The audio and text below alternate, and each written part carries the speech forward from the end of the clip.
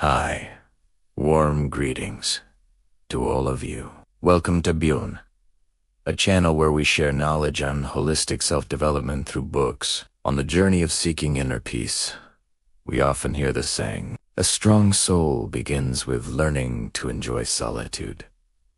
But how many of us truly understand what it means to enjoy solitude? Does enjoying solitude mean being able to live alone, silently enduring sadness?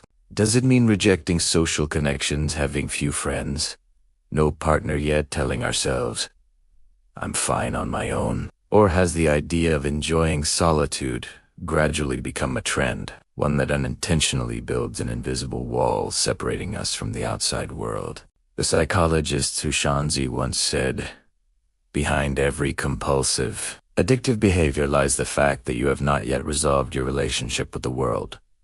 For example, when you're busy, you have no time. But once you're free, you spend hours glued to short videos on your phone. You know it's unhealthy, but like an addiction, you sink deeper entertained, yet simultaneously resenting yourself. If you've ever fallen into these patterns, it is a sign of a deep loneliness within you. And that kind of loneliness is not nourishment. It is not something you can truly enjoy. The book we are exploring today, which I temporarily translate as The Just Right Solitude by psychologist who offers a fresh and delicate perspective. It reveals the boundary between toxic loneliness and nurturing solitude. The author reminds us, enjoying solitude is not only about dealing with your inner world, but also about confronting your connection with the outer world. If you wish to truly enjoy solitude and transform it into the raw material for a powerful and fulfilling life, you must learn to live with just the right amount of solitude. So now, I invite you to join me in listening to a reflection entitled, Just Right Solitude, the nourishment that shapes your life, through today's book.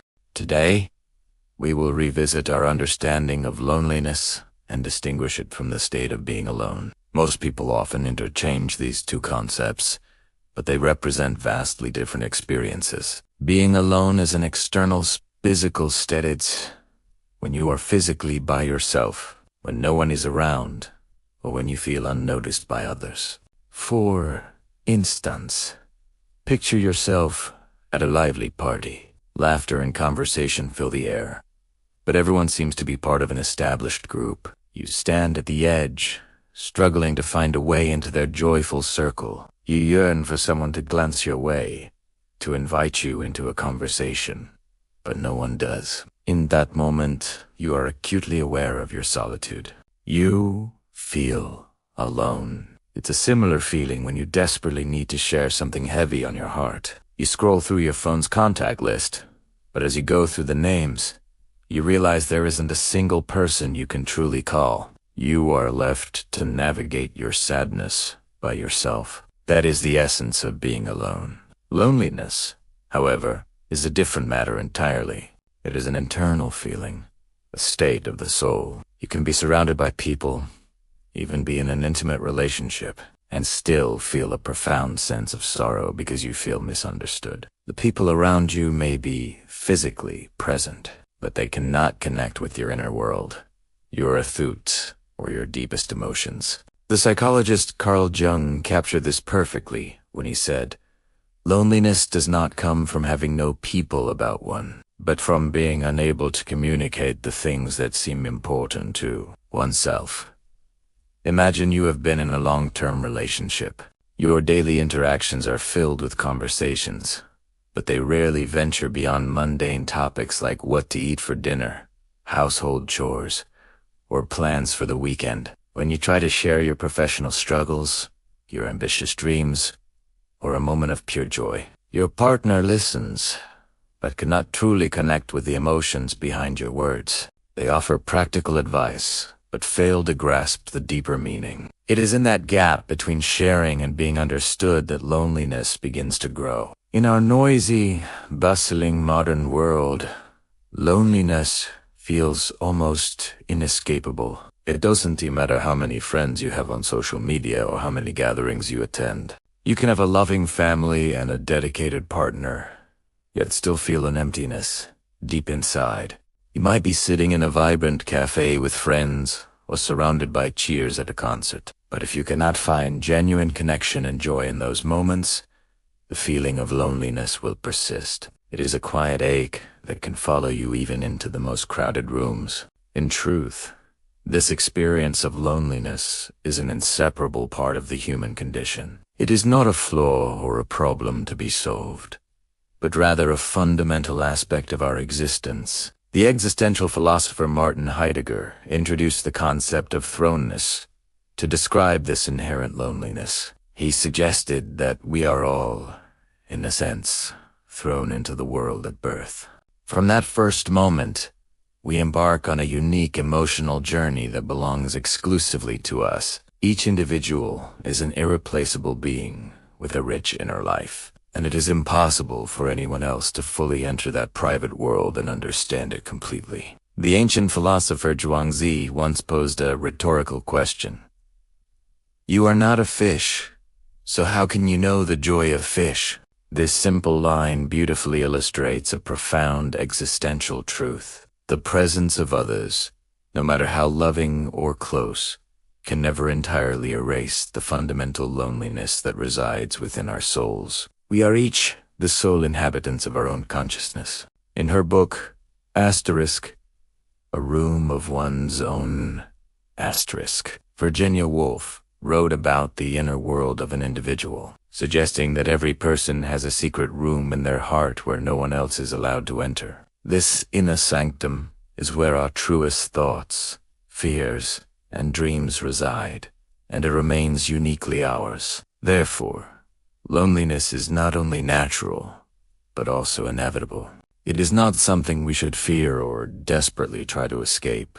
Loneliness only transforms into a painful and negative state when we confront it with restlessness, anxiety, and resistance.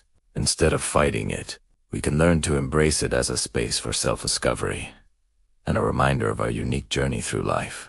When it comes to loneliness, one author suggests it can be divided into 3 distinct types. Let us take a moment to reflect on these and see which kind might resonate with your own experience. The first is what we can call self-imposed loneliness, or a form of self-isolation. This often describes individuals with a more reserved nature, who tend not to seek out social connections. They might avoid interactions and prefer retreating into their personal space. When others try to engage them, it can even feel like an unwelcome intrusion. Interestingly, while they choose to be alone, they can still experience a sense of sadness stemming from that solitude.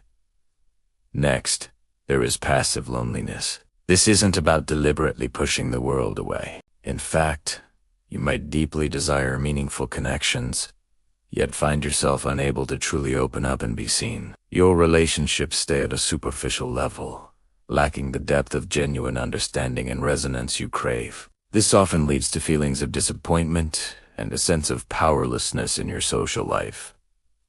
The final type is active loneliness. This is a state chosen willingly. For those who experience it, solitude represents a form of freedom from the overwhelming noise of the world. They find a certain lightness in being by themselves, although it might feel monotonous at times.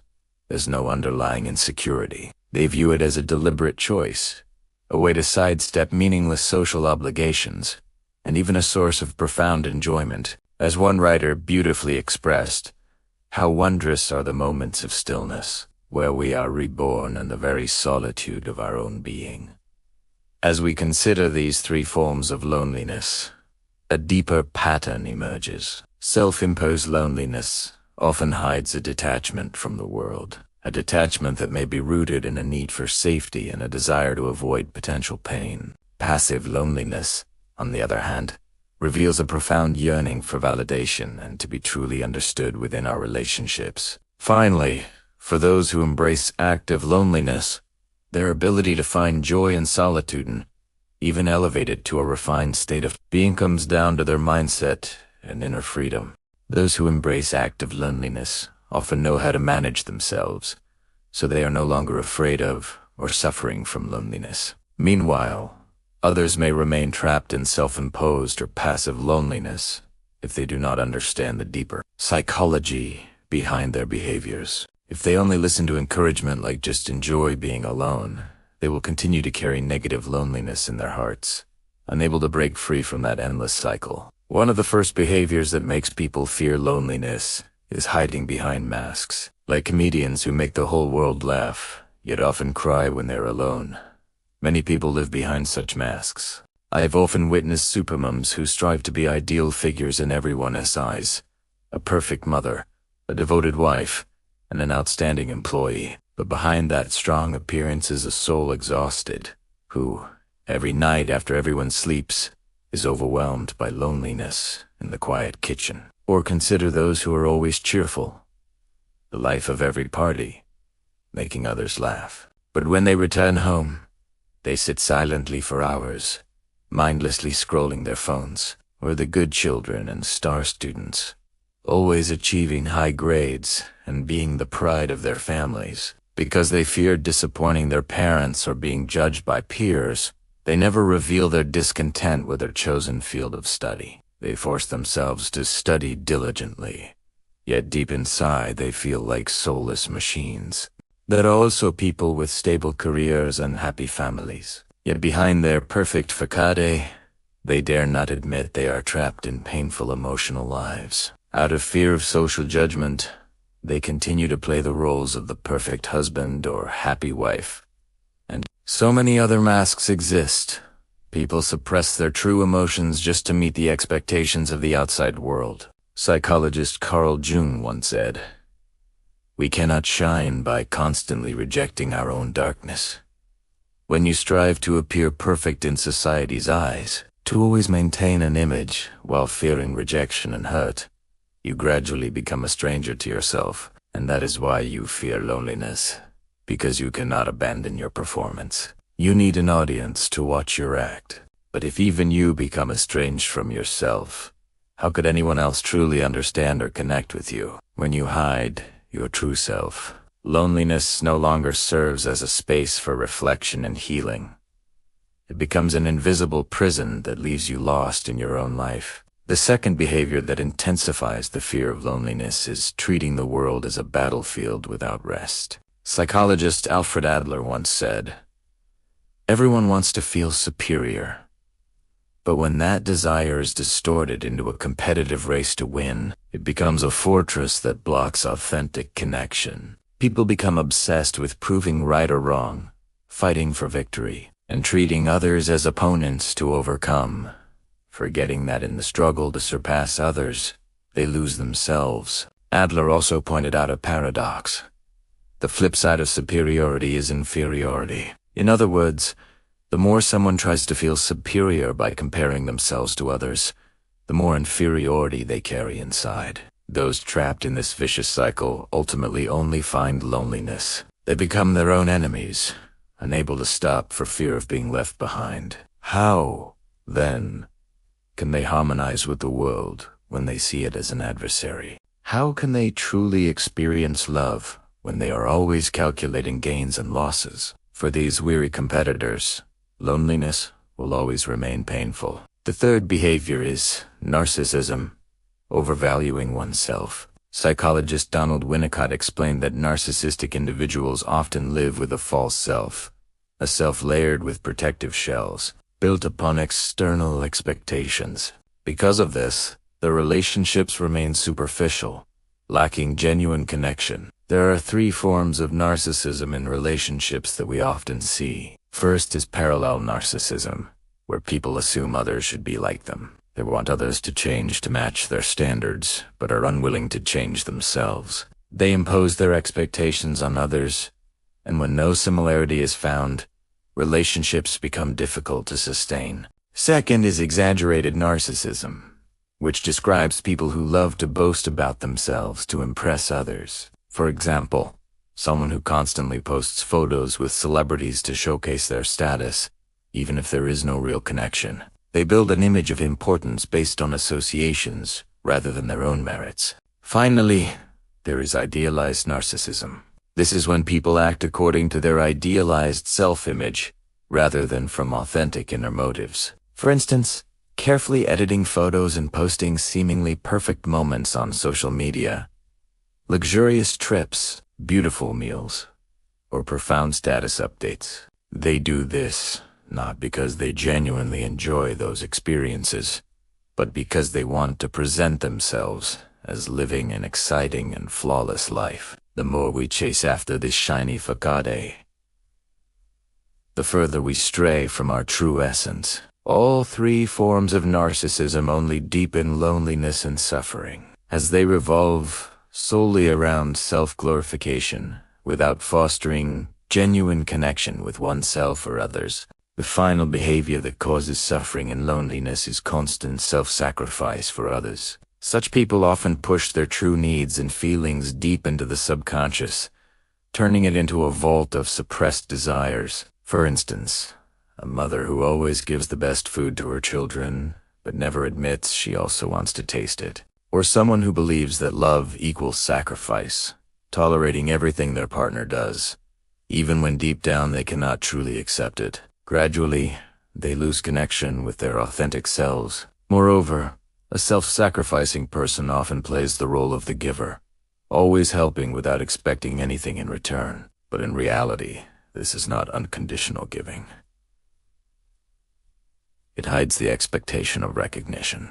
When such recognition does not come, they feel pain and loneliness, wondering, "Why do I love her so much, yet she does not love me back?" Meanwhile, the receiver often feels pressured, as if indebted, leading to distance and cracks in the relationship. Adler emphasized that relationships can only last when both parties feel valued. Those who are overly So then, the question remains, how can we free ourselves from the fear of loneliness?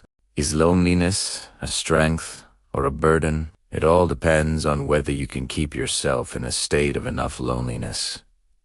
The author calls this balanced solitude, a kind of gentle aloneness that allows you to live peacefully and authentically in this world. Human beings are social creatures. We are meant to connect and share. But when we lose our personal boundaries and constantly seek validation or understanding from others, we may slowly lose touch with ourselves. On the other hand, when we isolate too much, the world feels distant and heavy. Balanced solitude is the middle path, where you protect your own space while still keeping your heart open to others. Not too little, which brings dependence, and not too much, which leads to disconnection. Those who fear loneliness often long for a stable emotional anchor. Someone who provides comfort, understanding, and a sense of being seen. That's a natural human desire. But if that person becomes distant, we can learn to gently return to our own inner anchor, the one within us. The key lies in self-acceptance. As Viktor Frankl said, loneliness is not when you are alone, but when you cannot connect with yourself. True peace begins when you can stay with yourself calmly. When you accept that being alone is not being empty, but being whole. Accept your imperfections, so you can live peacefully as who you truly are.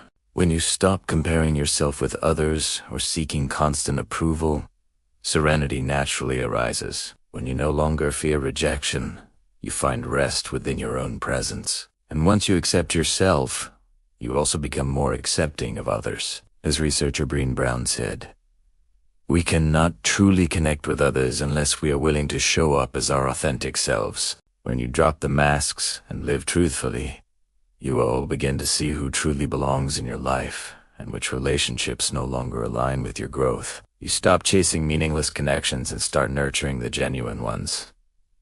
Those that remind you that you're never truly alone in this world. One way to enjoy solitude is to enrich your inner life. Many people equate richness with wealth or success, but even with material comfort, life can still feel empty without purpose. True richness comes from meaningful living. When you find joy in creating, reading, walking, or simply breathing under the sky. When you can sit quietly with yourself, feeling calm and at ease. That's when you discover inner abundance. Seeing and embracing your flaws allows you to live with depth to connect consciously with the world, or to enjoy quiet moments alone. As one poet wrote, loneliness is where we meet ourselves, where we learn to love the empty spaces, only to find that they are full of meaning. May your solitude be just enough to remind you of your strength, not your emptiness. Enough to help you rediscover your wholeness through connection. Enough to make every quiet moment a time to rest, breathe, and love yourself again. When you embrace solitude as part of life's richness, you'll realize there is nothing more precious than being true to yourself. As Lao Tzu taught, who knows others is wise. He who knows himself is enlightened. May you have the courage to face your true self, to walk peacefully in your just enough solitude, living slower, deeper, and more sincerely each day. If this message resonates with you, share it with those gentle souls who might need it. Together, we can remind each other to stay kind, calm, and real. Thank you for listening. Every like, comment, and share helps this message reach someone who needs a little light today. See you again in the next video.